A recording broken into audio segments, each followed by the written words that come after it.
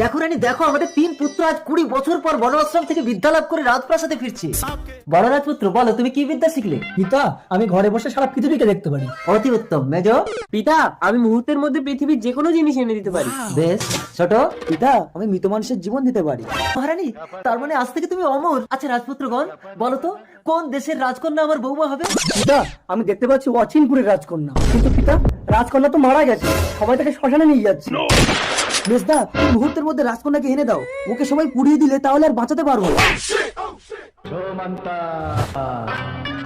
এ কি, আমি কোথায়? আমি বেঁচে গেলাম কি করে?